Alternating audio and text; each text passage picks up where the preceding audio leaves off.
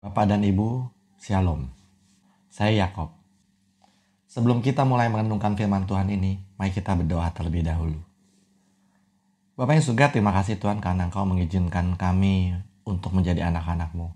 Engkau mengizinkan kami untuk punya hidup yang tidak sia-sia Bapak. Bapak, kami minta agar kami terus dituntun dalam hidup ini Tuhan, sehingga hidup kami memuliakan Tuhan dan bukan malah merendahkan Tuhan. Makasih ya Bapak, berikan pada hamba Roh Kudus dan berikan pada semua yang mendengarnya juga Roh Kudus, supaya firman ini tersampaikan sempurna seperti kehendak Bapak. Terima kasih Bapak karena doa ini didengar dan dikabulkan. Dalam nama Tuhan Yesus kami mengucap syukur. Amin. Bapak Ibu, ada satu ayat yang menarik sekali di Yeremia 49. Yeremia 49 itu berbicara mengenai berbagai bangsa. Dan bagian yang akan kita bahas hari ini adalah mengenai Amon. Saya akan bacakan Yeremia 49 ini secara parafras supaya lebih mudah dimengerti. Yeremia 49. Mengenai Bani Amon, beginilah Tuhan berfirman. Apakah Israel tidak memiliki anak-anak laki-laki? Atau apakah dia tidak mempunyai ahli waris? Mengapa Dewa Milkom mereka mewarisi Gad dan rakyatnya tinggal di kota-kotanya? Bapak Ibu, untuk mengerti ayat ini kita mesti mengerti bahwa Bani Amon itu mengambil jatahnya suku Gad. Jadi suku Gad ini dapat jatah wilayah itu di sebelah timur sungai Yordan. Jadi jatah itu didapat waktu mereka mengundi tanah di hadapan Tuhan, zamannya Yosua nih ya. Jadi suku Gad dapat wilayah di sebelah timur sungai Yordan bersama Benyamin dan Ruben gitu ya. Tetapi wilayah itu kemudian diambil oleh Bani Amon, bangsa Amon. Maka kemudian Tuhan komplain, apakah Israel tidak memiliki anak laki-laki? Atau apakah dia tidak mempunyai ahli waris? Mengapa Dewa Milkom, bangsa Amon, mewarisi Gad dan rakyatnya tinggal di kota-kotanya? Oleh sebab itu lihatlah, hari-hari itu tiba firman Tuhan, bahwa aku akan memperdengarkan pekik perang terhadap Raba Bani Amon. Dia akan menjadi timbunan dan reruntuhan. Kota-kotanya akan dibakar dengan api, maka Israel akan mewarisi warisannya. Tuhan berfirman. Jadi Bapak Ibu, kita belajar satu hal di sini ya Bapak Ibu ya, bahwa Tuhan itu tidak suka kalau jatah kita itu diambil orang. Jadi Bapak Ibu tuh gak usah takut jatah Bapak Ibu tuh diambil orang. Karena kalau jatah kita diambil orang, maka Tuhan tidak suka. Tuhan pasti akan balas dan ambil balik. Hal yang sama juga berlaku sebaliknya. Kita tidak boleh ambil jatah orang lain. Jadi kalau jatah itu jatahnya dia, lalu kita ambil, Tuhan juga akan balas ke kita. Misalnya Bapak Ibu ya, kita punya toko di mall gitu ya. Terus kemudian kita bersaing secara tidak sehat dengan kompetitor kita. Itu Tuhan gak suka. Karena tiap-tiap orang tuh Tuhan udah kasih jatahnya masing-masing. Dan kalau kita ambil jatah orang itu, nanti Tuhan yang akan marah. Tapi kalau orang itu ambil jatah kita juga, Tuhan juga akan marah. Dan Tuhan akan kembalikan jatahnya. Jadi pelajaran pertama dari kisah ini adalah jangan ambil jatah orang lain. Dan jangan takut bahwa jatah kita diambil orang lain. Lalu Yeremia 49 melanjutkan. Merataplah hai Hesibon, karena Ai telah dihancurkan. Menangislah hai putri Raba, kenakanlah kain kabung, berkabunglah, dan berlarilah ke sana ke sini di dalam tembok. Sebab raja mereka akan dibawa ke pembuangan bersama imam-imamnya dan para pembesarnya. Jadi Bapak Ibu, Hesibon dan Raba ini kota-kota di wilayah Amon ya. Jadi katanya mereka akan dibawa ke dalam pembuangan bersama imam-imamnya dan para pembesarnya. Jadi Bapak Ibu, hukuman yang akan diberikan itu bukan cuma jatahnya diambil balik sama Tuhan, tetapi para penduduknya dan para pemimpinnya akan dibuang oleh Tuhan. Jadi ini masalah serius rupanya buat Tuhan. Kalau kita ngambil jatah orang lain Bapak Ibu, bukan cuma jatah itu dikembalikan kepada orang itu, tapi kitanya sendiri juga dibuang sama Tuhan. Jadi Bapak Ibu, mengapa Allah begitu marah kalau kita ambil jatah orang lain atau orang lain ambil jatah kita? Karena Allah kita itu punya dua aspek. Yang pertama keadilan dan belas kasihan. Nah, dua-duanya itu jadi satu. Kalau kita mengambil jatah orang lain, berarti kita nggak ada keadilan, nggak ada belas kasihan juga. Nah, itu Allah nggak suka banget. Roma 3 ayat 25-27 itu mencatat perkataan Paulus. Paulus berkata seperti ini. Kristus Yesus itu dijadikan jalan pendamaian karena keadilan Allah. Allah Bapa itu sampai rela mengorbankan anaknya sendiri, Yesus Kristus, menjadi tebusan bagi dosa kita karena kasih dan keadilannya. Dua aspek itu dua-duanya ada di Allah. Jadi Allah sangat serius soal yang namanya kasih dan keadilan. Itu dua-duanya ada di Dia. Semua pesannya di Alkitab maupun yang kita dengar langsung ya, yang rema itu ya, itu semua tuh mengandung dua aspek itu. Harus ada keadilan dan harus ada kasih. Jadi prinsip ini kita nggak boleh lupa. Mari kita lanjutkan Yeremia 49. Hai Amon, mengapa engkau membanggakan diri di lembah-lembahmu yang mengalirkan air? Hai putri yang tidak taat. Ia percaya akan harta bendanya dengan berkata, siapakah yang akan datang padaku? Di sini ada hal yang menarik. Yang menarik adalah Amon itu disebut mengandalkan lokasi. Lokasinya itu penuh air. Dan Amon itu disebut juga mengandalkan harta bendanya yang banyak itu.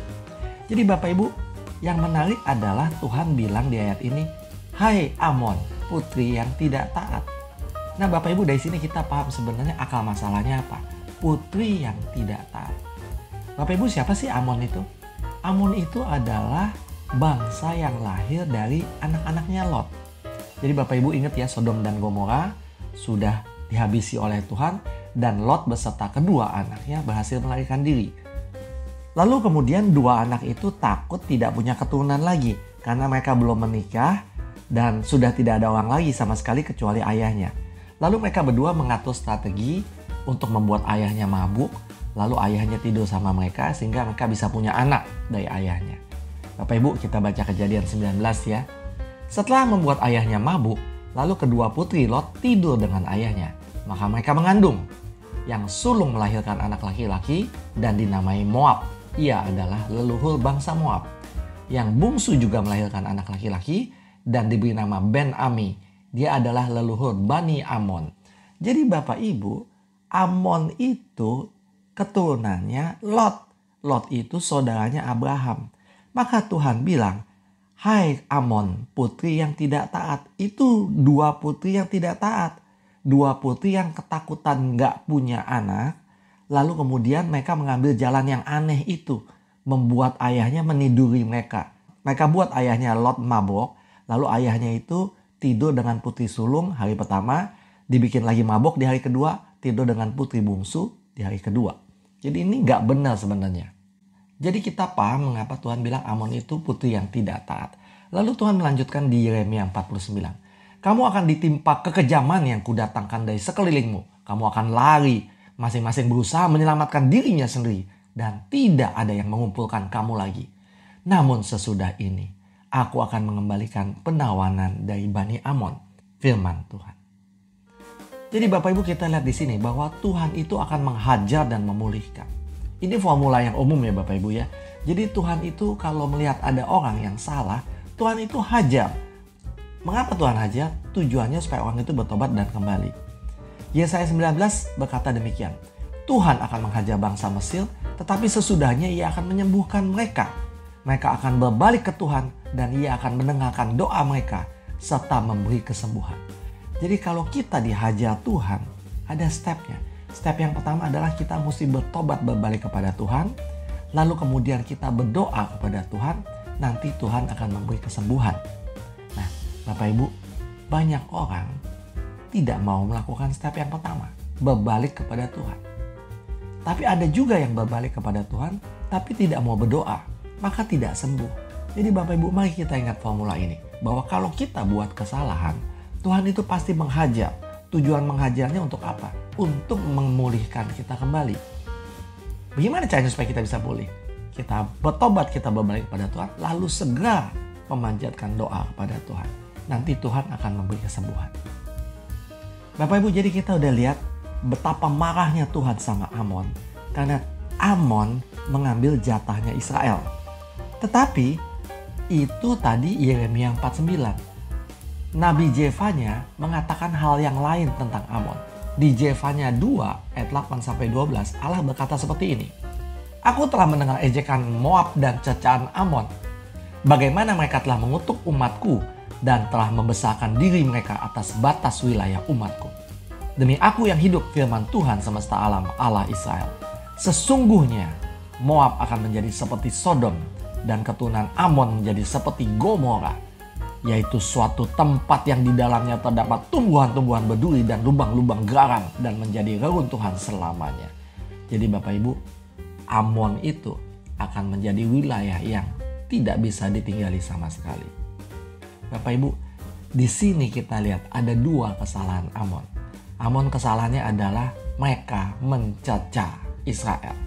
Lalu mereka mengutuk Israel dan telah meluaskan wilayah mereka ke batas wilayah umat Tuhan. Jadi Bapak Ibu, ternyata Amon itu bukan hanya mengambil wilayah Israel, tetapi dia juga mengutuk Israel. Dia menghina Israel. Maka Tuhan marah. Nah Bapak Ibu, jadi kita sudah mendengar pesan Tuhan lewat Yeremia dan lewat Zefanya. Tetapi Tuhan menyampaikan pesan yang beda lagi tentang Amon ini kepada Nabi Amos. Amos 1.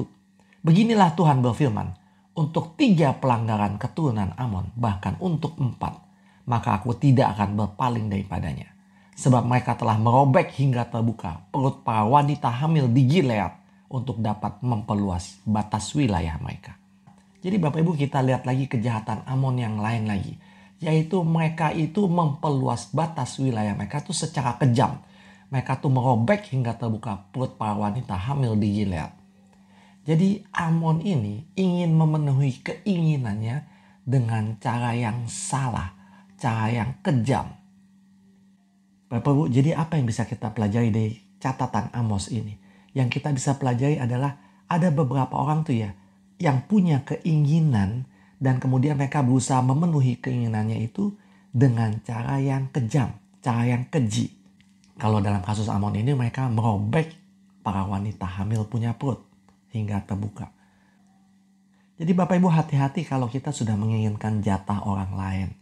Bisa jadi kita akan menjadi orang yang sangat kejam. Kita sudah dengar 3 pesan Tuhan tentang Amon lewat Nabi Yeremia, lalu lewat Zefanya, lalu lewat Amos. Lalu kita lihat pesan Tuhan lagi melewati Yehezkiel.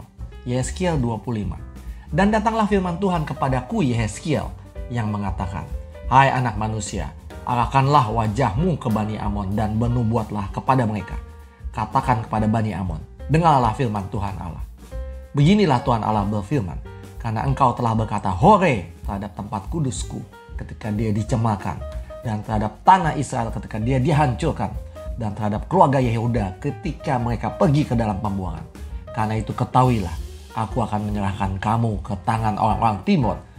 Mereka akan membangun perkemahan mereka di antaramu dan membuat tempat tinggal mereka di antaramu. Mereka akan makan buah-buahanmu dan minum susumu.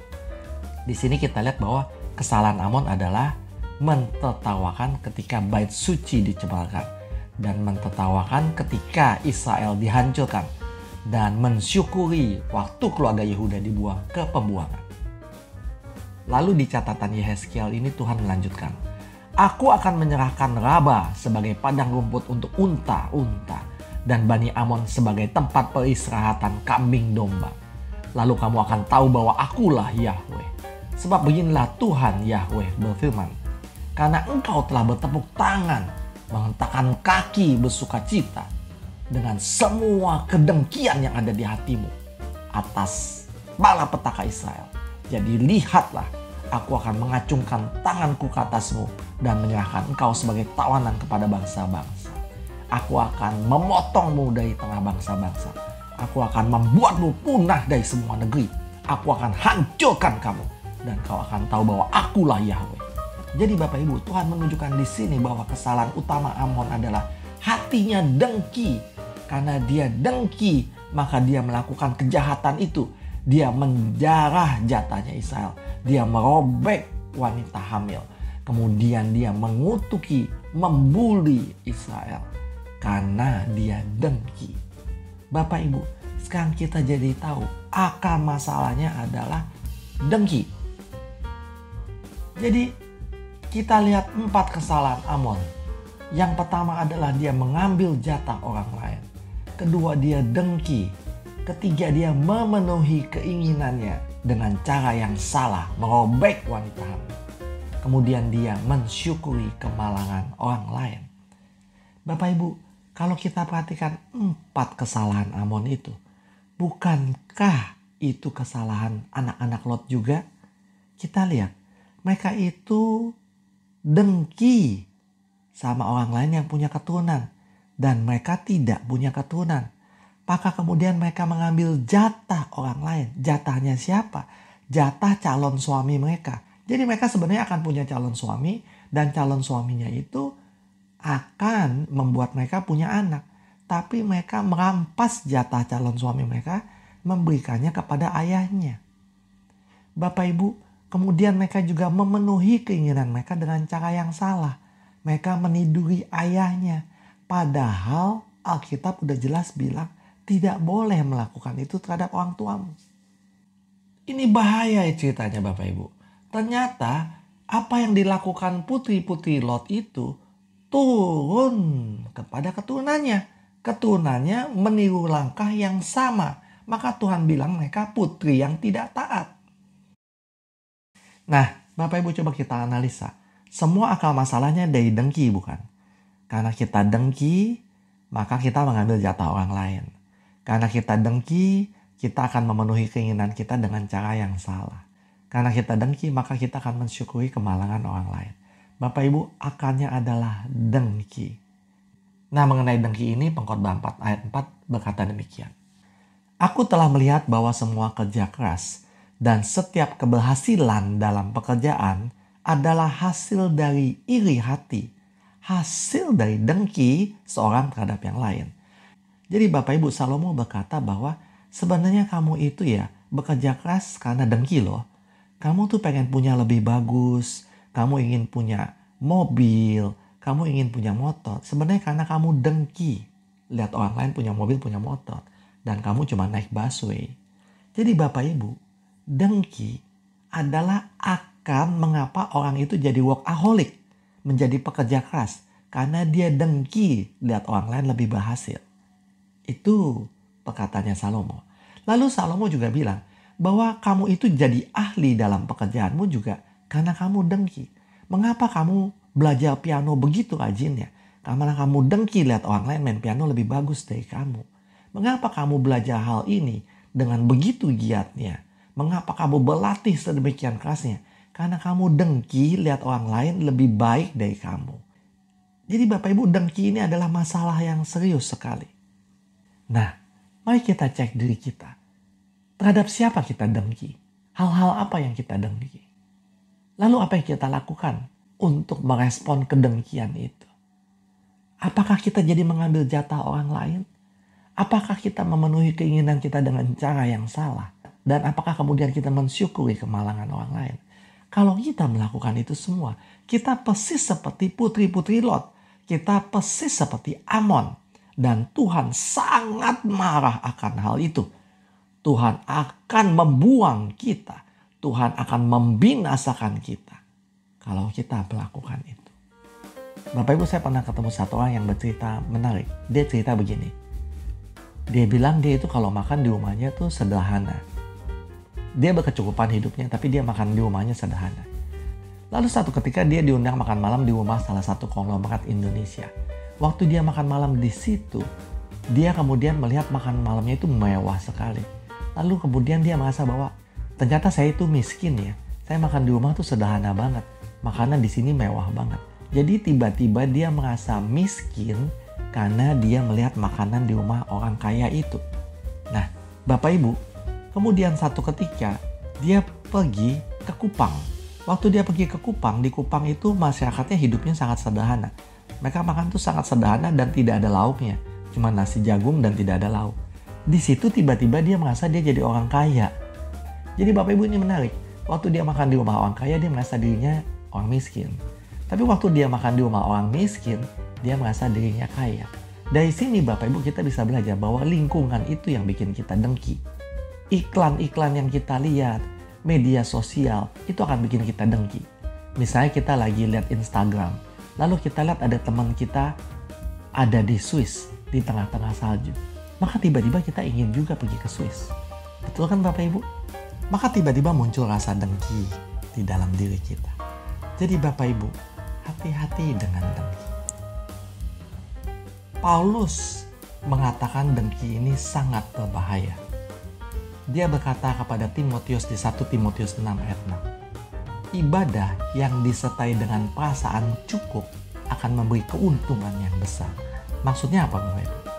Kalau Bapak Ibu beribadah kepada Tuhan dan tidak disertai rasa sudah cukup hidupnya, atau kita masih iri sama orang lain, dengki sama orang lain, maka kita tidak akan mendapat keuntungan yang besar. Tetapi kalau kita beribadah kepada Tuhan disertai dengan perasaan cukup, tidak ada lagi dengki, tidak ada lagi keinginan apa-apa, maka itu akan memberi keuntungan yang sangat besar, kata Paulus. Jadi Bapak Ibu, hari ini kita belajar hati-hati dengan dengki. Karena dengki itu dibenci oleh Tuhan. Dengki itu melawan kasih dan keadilannya. Kalau kita dengki, pasti kita ambil jatah orang lain. Pasti kita penuhi keinginan kita dengan cara yang salah. Lalu kita juga akan mensyukuri kemalangan orang lain. Dan Tuhan benci itu. Karena dalam hal itu tidak ada kasih sama sekali. Betul ya Bapak Ibu? Kalau kita ambil jatah orang lain ya kita gak ada kasih. Kalau kita memenuhi keinginan dengan cara yang salah, merobek wanita hamil, itu tidak ada kasih. Kalau kita mensyukuri kemalangan orang lain, itu tidak ada kasih. Maka Allah membenci sekali dengki, karena dengki langsung berlawanan dengan kasih dan keadilannya. Nah Bapak Ibu, apa solusinya? Paulus tadi sudah bilang, miliki rasa cukup. Bagaimana bisa memiliki rasa cukup? Kita minta sama Tuhan, ubah hati kita. Tuhan, tolong ubah hati saya, agar hati saya merasa cukup, sehingga saya tidak lagi punya dengki. Amin. Mari kita berdoa. Bapa, terima kasih karena kami boleh belajar bahwa dengki itu berlawanan sekali dengan kasih. Bapa, berikan kami hati yang baru, hati yang merasa cukup, sehingga dengki itu bisa pergi dari hati kami. Terima kasih Allah Bapa, karena doa ini didengar dan dikabulkan. Dalam nama Tuhan Yesus, amin. Bapak Ibu, selamat mengasihi. Pasti Bapak Ibu diberkati Tuhan. Amin.